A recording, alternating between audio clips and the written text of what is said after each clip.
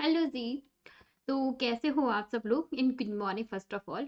और स्वागत है आप लोगों का विजन से आ रहा है अड्डा पर। मैं प्रीति शर्मा आप लोगों के लिए डेली जो है वो क्लासेस लेके आती हूँ 11 बजे और शाम को 6 बजे पॉलिटिकल साइंस की। ठीक है, और 11 बजे पेपर 1 की। तो आई होप जो है आप सारी क्लासेस जो हैं वो इन्हें एंजॉय कर रहे होंगे। तो आज जो है वो कुछ एक इम्पॉर्टेंट टॉपिक है जिसके ऊपर आज हम डिस्कशन करने वाले हैं। एक्चुअल में हम डेली जो है कुछ एक ऐसे टॉपिक को लेते हैं जो हमारे मन में एक क्वेरी होती है अक्सर, कि क्या रियल में फर्स्ट अटेम्प्ट में जेआरएफ हो जाता है, और और किन ऐसे कौन से बच्चे हैं जिनका फर्स्ट अटेम्प्ट में ही जो है वो जेआरएफ हो जाता है और हमारा क्यों नहीं हो पाता। ठीक है, तो इस टॉपिक पर आज जो है वो हम डिस्कस करने वाले हैं बहुत ही सोच समझ कर। ठीक है जी, तो लेट्स स्टार्ट। तो आज का जो है वो हमारा एक टॉपिक है कि फर्स्ट अटेम्प्ट में क्यों होता है जेआरएफ की। ऐसे कोई स्पेशल बच्चे आते हैं क्या, या फिर एनटीए के उनके साथ कोई डायरेक्ट कांटेक्ट है क्या जिनका फर्स्ट अटेम्प्ट में ही जो है जेआरएफ हो जाता है? तो ऐसा कुछ भी नहीं है कि उनका डायरेक्ट कांटेक्ट है एनटीए से या सेटिंग वेटिंग बिठा रखी है। इसके पीछे कुछ रीजंस है, कुछ पॉइंट्स है जिन्हें यदि आप लोग भी यदि फॉलो करोगे और आप लोगों ने भी एनालिसिस किया होगा तो आपका भी हो सकता है फर्स्ट अटेम्प्ट में जेआरएफ। और यदि अभी तक नहीं भी हुआ है, ठीक है, तो अब हो सकता है। तो इस टॉपिक पर हम डिटेल से अभी थोड़ा सा डिस्कस करते हैं। तो हमारा टॉपिक है कि फर्स्ट अटेम्प्ट में क्यों होता है जेआरएफ। अब इस टॉपिक को समझिए। इसके पीछे रीजन होता है what is a net in JRF. First of all ये चीज हमें पता होना चाहिए। तो नेट और जेआरएफ जो है जूनियर रिसर्च फेलोशिप, और नेट मतलब नेशनल एलिजिबल टेस्ट, इन दोनों के लिए सेम पेपर होता है, ऐसा नहीं है। अलग अलग जो है वो आपका पेपर होता है। सेम जो है वो पेपर सेम होता है आप लोगों का। और आपका सिलेबस भी जो है वो क्या होता है, आप लोगों का सेम होता है। हमारा जो है वो नेट क्लियर हो जाता है लेकिन हमारा जेआरएफ क्लियर नहीं होता। और होता भी तो है तो कई सारे अटेम्प्ट्स लग जाते हैं। ऐसा क्यों? इसके पीछे जाने के लिए आपको जाना पड़ेगा अपने पास्ट में। ठीक है, ऐसे कहते हैं ना कि पास्ट कभी पीछा नहीं छोड़ता, बस वही वाली बात है। हम लोग जिस सब्जेक्ट से नेट या जेआरएफ करते हैं उस सब्जेक्ट से हम लोगों ने पीजी की हुई होती है। मतलब जो सब्जेक्ट्स हम लोगों के एमए में होती है, या फिर हम एमकॉम भी जिस सब्जेक्ट को कह सकते हैं, मतलब एमकॉम कहते हैं उसे या तो, और या फिर हम एमसीए जो है वो कह सकते हैं। मतलब एमसीए कंप्यूटर साइंस वाले बच्चों के लिए होता है, एमकॉम कॉमर्स वाले बच्चों का, और एमए जो है वो आर्ट्स वाले बच्चों का। तो या तो हमने एमए एमकॉम एमसीए कुछ एक की हुई होती है, उसी के बाद जो है वो हम नेट जेआरएफ जो है वो करते हैं। एक्चुअली में फाइनल ईयर में भी हम जो है नेट जेआरएफ कर सकते हैं। होता क्या है कि यदि हम लोग पीजी जो है हम मजे मजे में ले जाते हैं, मतलब पीजी की यदि हमने प्रिपरेशन या पीजी में जब हमने पढ़ाई मान के चलो एक रात पहले की है, और वो भी किससे की है, 1 वीक से यदि हमने पढ़ाई की है। पीजी के 2 साल हमने ऐसे ही निकाल दिए हैं 1 वीक से, मतलब पढ़ के, और हमने बस 50% बड़ी मुश्किल से जाके हमने बना ली। उसके बाद भी विल डिसाइड कि हाँ चलो हमें नेट जेआरएफ करना है। और उसके बाद फिर आप हेयर एंड देयर सर्च करते हो। एक्चुअल में जो बेस हमारा क्लियर होना चाहिए था ड्यूरिंग अवर पीजी, वो हमारा क्लियर ही नहीं हुआ। हमें ये भी नहीं पता होता कि पीजी में सिलेबस क्या है। एक रात पहले हम बस 1 वीक पढ़ते हैं और बस पास हो जाते हैं। ये एक पैटर्न सा बन चुका है आज के टाइमिंग पे। और यही रीजन होता है कि हमारे से फर्स्ट अटेम्प्ट में नहीं तो नेट हो पाता है, नहीं जेआरएफ हो जाता है, वो हो पाता है। कई कई बार मोस्ट ऑफ बच्चों का यही रीजन होता है। कुछ बच्चे तो ये होता है कि चलो 1 वीक से पढ़ लेते हैं, लेकिन उसके बाद उनके पास जो 6 महीने बचता है उसमें सीरियसली वो प्रैक्टिस करते हैं, सीरियसली पढ़ाई करते हैं, तब उनका नेट निकल जाता है, पर जेआरएफ नहीं निकल पाता। क्योंकि 6 महीने में कई कई बार कुछ चीजें बेसिक कॉन्सेप्ट रह जाते हैं। जेआरएफ के लिए थोड़ा डेप्थ नॉलेज जो होना होता है वो थोड़ी इंपॉर्टेंट हो जाता है, एक रिक्वायर हो जाती है कि हाँ हमें थोड़ी डेप्थ नॉलेज उस टॉपिक के रिगार्डिंग एटलीस्ट होनी ही चाहिए। अब इसके लिए जो है वो हम क्या करें? ठीक है, अब इसके लिए हमारे पास बहुत सारी चीजें जो है होती है।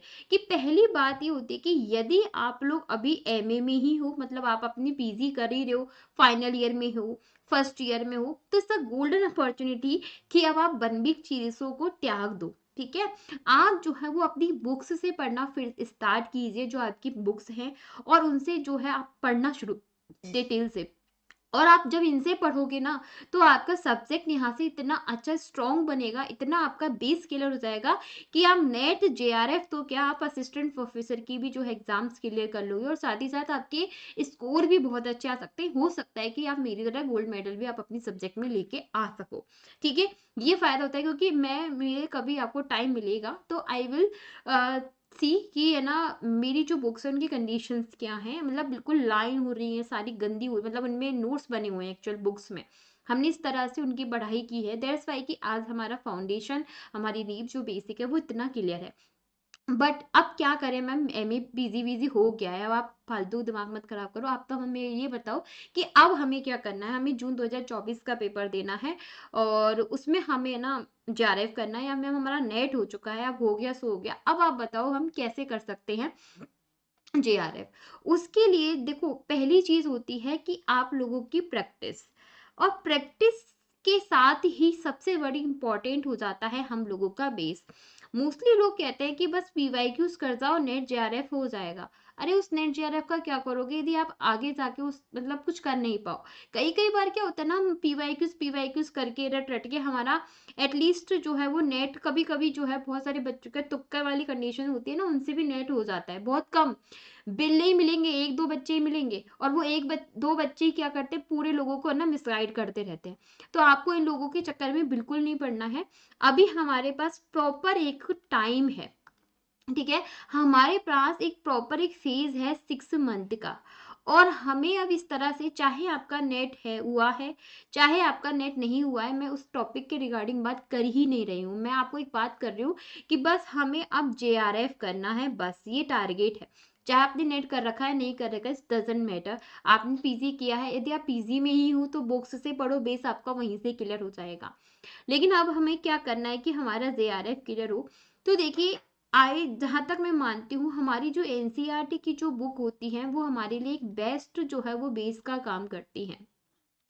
आज जो है यदि मैं आपसे बातें कर रही हूँ तो 26 दिसंबर जो है वो हो चुकी है, और एनसीईआरटी की जो बुक्स जो होती है ना हमारे सब्जेक्ट्स की, बहुत छोटी होती है, पतली पतली सी बुक्स आती है हमारी। तो यदि आप कर सको तो आपके पास अवेलेबिलिटी हो सब्जेक्ट, तो आप एक काम कर लीजिए, आप छोटा सा एक टारगेट बना लीजिए कि हमें एक बार हमारी ये एनसीईआरटी की बुक पढ़नी है, निकालनी है। धीरे धीरे स्टेप टू, मतलब 4 बुक्स या 5 बुक, जहाँ तक यदि मैं पॉलिटिकल साइंस की बातें करूँ, है ना, तो पॉलिटिकल साइंस की एनसीईआरटी में 11th 12th की मैं मिला के देखूँ तो 4 बुक्स होती है ना। तो ऐसे ही आपकी सब्जेक्ट्स की भी 4 ही होंगी, जैसे ज्योग्राफी में भी है ना 4, ज्योग्राफी की भी आई थिंक 4 ही होती है, आई थिंक क्या होती ही है ना। तो ऐसी 4 ही बुक होती है, ज्यादा से ज्यादा 5 होंगी, इससे ज्यादा नहीं होती, वो छोटी छोटी बुक होती है। आप यदि रेगुलर 2-2 3-3 घंटे भी पढ़ो ना, तो 10-15 दिन में आपकी ये बुक निकल जाती है। इन बुक्स को आप रीड आउट करो, और इनको आप अंडरस्टैंडिंग बना के आप इन्हें नोट्स बनाइए। यहाँ से आपका जो बेस क्लियर होगा, वो बेस आपको हेल्प करेगा जेआरएफ निकालने में। एक्चुअल में यहाँ आपने वो चीज प्राप्त कर ली है इसे पढ़ के एनसीईआरटी को, जिस चीज की एक्चुअल में आपको जरूरत है। यहाँ से आपका वो बेस निकल के आया है, वो अंडरस्टैंडिंग आपकी निकल के आई है, जिससे कि हमें आगे रिक्वायरमेंट होने वाली है, चाहे हम असिस्टेंट प्रोफेसर दें। अब ऐसा तो नहीं है ना कि आप मतलब सिर्फ नेट जेआरएफ निकाल लिया बस जीवन खत्म है। इसके बाद हमारी लाइफ एक्चुअल में स्टार्ट होती है कि या तो हमें असिस्टेंट प्रोफेसर करना होता है, पीएचडी करनी होती है, हमें प्राइवेट भी टीचिंग करानी होती है, तो भी हमें इसकी ज़रूरत होती है। कॉन्टेक्ट बेस पे भी यदि आप टीचर का बनोगे तो उसके लिए भी हमारा इन सब चीज़ों से रिलेटेड बेस होना ज़रूरी है, क्योंकि बच्चे आपसे क्वेश्चंस पूछ लेंगे तो कैसे जवाब दोगे उनका, है ना। तो उसके लिए हमें इन सारी चीज़ों की क्या होती है, ज़रूरत जो है वो महसूस होती है। तो यही आप लोगों की रिक्वायरमेंट है, मतलब यही आप लोगों के लिए एक बहुत ज़रूरी है कि आप लोग यहाँ से अपना, क्योंकि हमारे पास अभी सफिशियंट टाइम है। अब ऐसा नहीं है कि आप रोज एक एक यूनिट पढ़ रहे हो ऐसे ढिल्ले से, नहीं, अंदर एक एनर्जी लेकर आनी पड़ेगी आपको। आप जो है ना, मतलब यदि मैं एग्रीगेट भी लगा के देखूं कि आपका दिसंबर 2023 का रिजल्ट आएगा ना, जब तक आप अपना ये जो एनसीईआरटी है ना इसको क्लियर कर लीजिए, इसको समझ लीजिए, और फिर आप उसके बाद जो आपके ये पीवाईक्यूज आते हैं ना उनको लगाकर देखिए, आपके अंदर अपने आप चेंज हो जाएगा। जैसे कि आज आप मान के चलो कोई से ईयर का एक पीवाईक्यू लगा लो, और फिर आप 15 दिन एनसीईआरटी पढ़ने के बाद फिर से पीवाईक्यू लगाना, आप आधे से क्वेश्चंस को सॉल्व नहीं करो तो मुझे चैलेंज कर देना, मैं यहीं बैठी हूँ, यहीं पढ़ा रही हूँ, कहीं भाग के नहीं जाने वाली हूँ। एक काम कर लीजिए, कोई सा भी ईयर का पेपर ले लीजिए आपका, उस पेपर का आप क्वेश्चंस लगाइए कि कितने क्वेश्चंस आप कर पा रहे हो, और उसके बाद आप 15 दिन एनसीईआरटी पढ़ के फिर आप उसके पीवाईक्यू लगाना और फिर देखना कि आप कितने, क्योंकि आपने पढ़ा वैसा कुछ नहीं है, बस एक बेस की एक अंडरस्टैंडिंग डेवलप हो गई है। उसके बाद आप एक किसी का प्रॉपर गाइडेंस जो है ले सकते हो। देखो ये आपके ऊपर है, ऐसा कुछ नहीं है, ठीक है।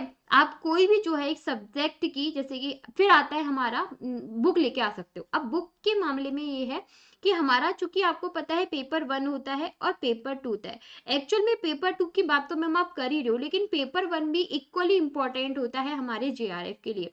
इस पर मैं अभी थोड़ी देर बाद आती हूँ, पहले हम पेपर 2 पर ही डिस्कस करते हैं। पेपर 2 जो है, जहां हमने अब एनसीईआरटी क्लियर कर लिया, हमारा बेस क्लियर हो गया है, तो अब जो है आपकी जरूरत है कि आपको अपने सिलेबस के अकॉर्डिंग पढ़ना है, ठीक है। अब किसके हिसाब से पढ़ना है, हमें सिलेबस के अकॉर्डिंग, ये हमें पूरी ही पढ़नी है, ये हमें सिलेबस के अकॉर्डिंग नहीं, कंप्लीट ही पढ़नी है। अब लेकिन हमें जो आगे पढ़ाई करनी है वो हमें हमारे नेट या जेआरएफ के सिलेबस के अकॉर्डिंग और उसके लेवल के अकॉर्डिंग, डेप्थ के अकॉर्डिंग या सिंपल के अकॉर्डिंग हमें पढ़ाई करनी है।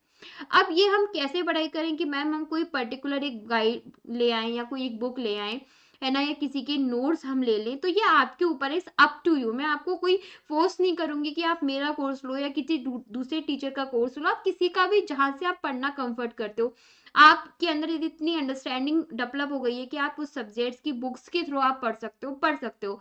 गाइड आपको अच्छी लगती है, कन्वीनियंट लगती है, तो आप वहां से करो। नोट्स अच्छे लगते हैं तो नोट्स से करो। बस आपको ये ध्यान में रखना है कि हमारा सिलेबस कवर हो रहा है या नहीं हो रहा, और साथ ही साथ हमारी प्रैक्टिस जो है वो हो रही है या नहीं हो रही। क्योंकि आप यदि देखिए दिसंबर 2023 में लैंग्वेज का प्रैक्टिस का सबसे बड़ा जो है वो रोल रहा है। इसलिए इन चीजों को ध्यान में रखते हुए हमें हमारी प्रिपरेशन करनी है। कहीं से करो, ऑनलाइन करनी है ऑनलाइन करो, ऑफलाइन करनी है ऑफलाइन करो। बस ये ध्यान में रखना कि हमारे सिलेबस के अकॉर्डिंग हमारी प्रैक्टिस और थ्योरी दोनों साथ में चल रही है या नहीं चल रही, ठीक है। हर सब्जेक्ट की अलग अलग बुक होती है, पॉलिटिकल की अलग, ज्योग्राफी की अलग, सोशियोलॉजी की अलग, कंप्यूटर साइंस की अलग, सबकी अलग अलग होती है। नोट्स भी सबके, ये आप अपनी कन्वीनियंट के ऊपर जो है देख लीजिए। अब आप कहोगे तो मैं पर्टिकुलर सब्जेक्ट के लिए भी बुक्स, गाइड, नोट्स वो बता दूंगी, और ये भी बताऊंगी कि बुक्स पढ़ना ज्यादा अच्छा है, गाइड पढ़ना ज्यादा अच्छा है, या नोट्स पढ़ना ज्यादा अच्छा है किसी टीचर के, या खुद के नोट्स, वो हम आगे डिस्कस करेंगे, ठीक है। इस तरह से आपको अपनी सब्जेक्ट जो है वो स्ट्रॉन्ग करनी है। अब नेक्स्ट जो बात आ जाती है वो आपका आ जाता है पेपर 1। एक्चुअल में पेपर 1 में क्या होता है, किसी की टीचिंग एप्टीट्यूड हुई जिसके बारे में बिल्कुल नॉलेज नहीं होती, रिसर्च के बारे में नॉलेज नहीं होती, कम्युनिकेशन हमने पढ़ा नहीं होता, मैथ्स रीजनिंग वगैरह हमें थोड़ा पढ़ा हुआ होता है। अब बात आती है आप लोगों की पीडी वाली यूनिट। यदि आप ज्योग्राफी के स्टूडेंट हो तो पीडी वाली यूनिट आपके लिए काफी हेल्पफुल रहती है, ठीक है। और यदि आप जो है पॉलिटिकल साइंस के स्टूडेंट हो तो आपकी गवर्नेंस वाली यूनिट जो है वो आपके लिए काफी इंपॉर्टेंट जो है वो रह सकती है। तो ये वाली जो चीज है ना, this is a secondary matter, है ना।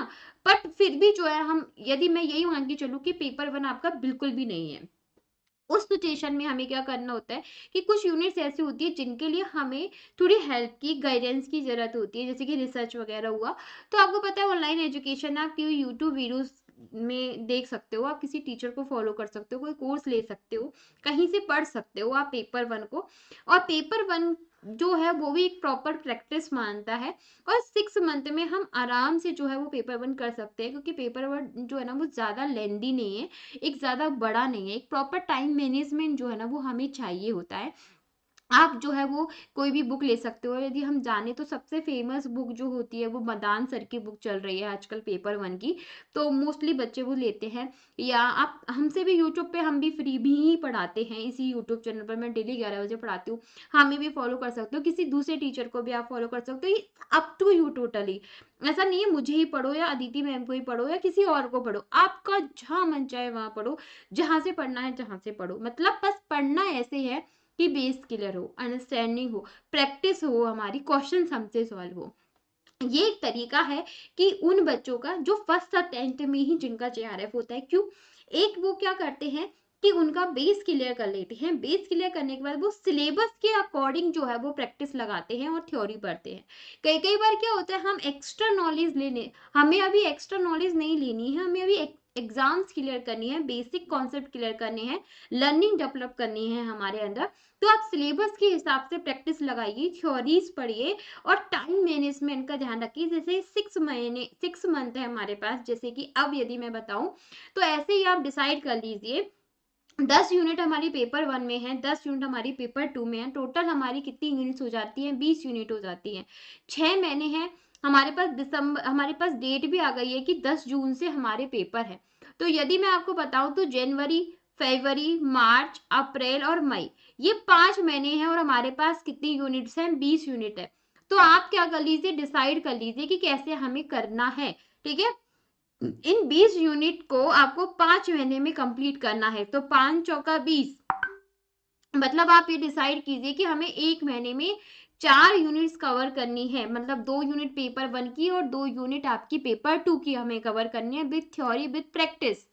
ठीक है, क्योंकि ये जरूरी है। कई कई बार क्या होता है, हम किसी एक यूनिट को बहुत ज्यादा टाइम दे देते हैं और वो यूनिट, ठीक है, हमारा नंबर ले लेती है, पर नंबर क्वेश्चन तो उसमें से 10 ही आएंगे ना, है ना। पेपर 2 की यदि मैं बात करूं, और दूसरी यूनिट को हम ध्यान नहीं देते, क्योंकि हम क्या करते हैं, स्टार्टिंग में हम सोचते हैं बहुत टाइम है ना, और बहुत टाइम की वजह से हम स्टार्टिंग की यूनिट्स को, स्टार्टिंग के टॉपिकों को बहुत ज्यादा टाइम दे देते हैं। दूसरों को हम इतना टाइम जो है ना एक्चुअल में दे ही नहीं पाते, इसलिए बाद में हम घास खींचते चलते हैं। जब अप्रैल मई आ जाएगा ना, जब ये सोचोगे यार हमारी तो इतनी यूनिट तो हुई नहीं, तो हमें स्टार्टिंग में यही सोच के चलना है कि बस, कि स्टार्टिंग के ना 30 दिन होते हैं महीने में, कि 15 दिन जो है वो हमें एक यूनिट को देना है, आगे के जो 15 दिन है वो हमें दूसरी यूनिट को देना है, पेपर 2 की। ठीक है, और पेपर 1 जो होता है आप लोगों का, उस पेपर 1 में भी आप दे सकते हो, ऐसा नहीं है कि है ना नहीं कर सकते। बहुत पेपर 1 तो बहुत माइनर होता है, बहुत छोटे छोटे यूनिट्स होते हैं, बहुत छोटे छोटे टॉपिक्स होते हैं उसमें। यदि हम मैनेज करें तो मैनेज करके हम चल भी सकते हैं और पढ़ भी सकते हैं।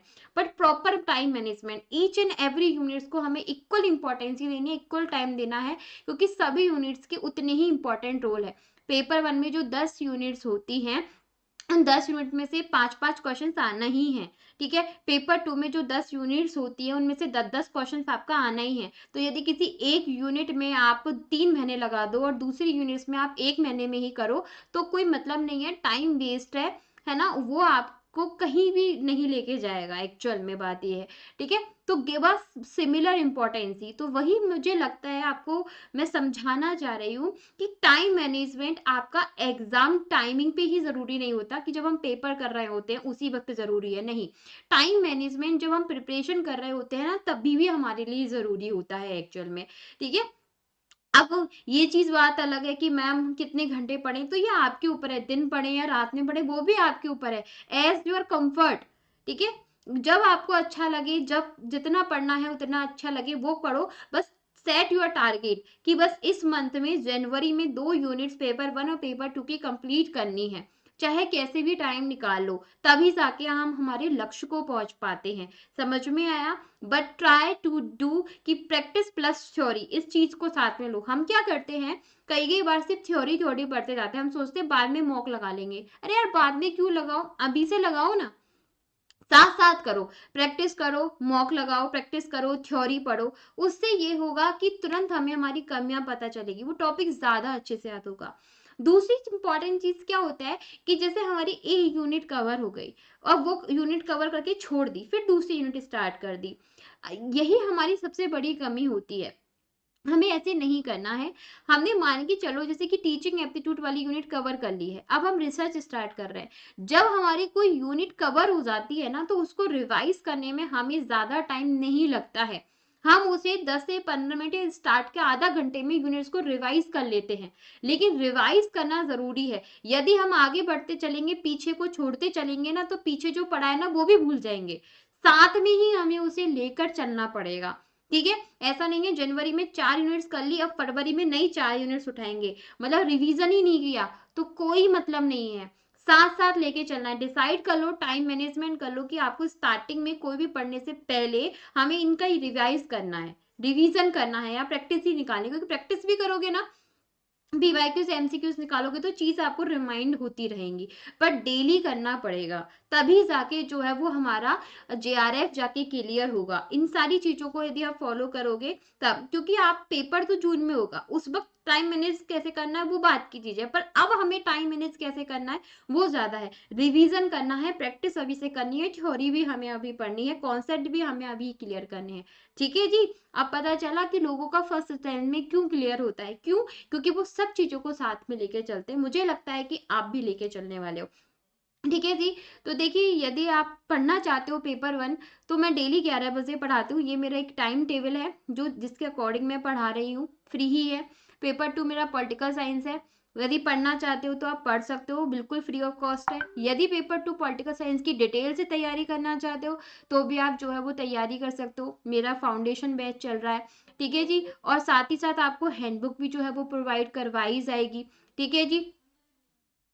है ना? और ये मेरे बारे में है। तो थैंक यू सो मच।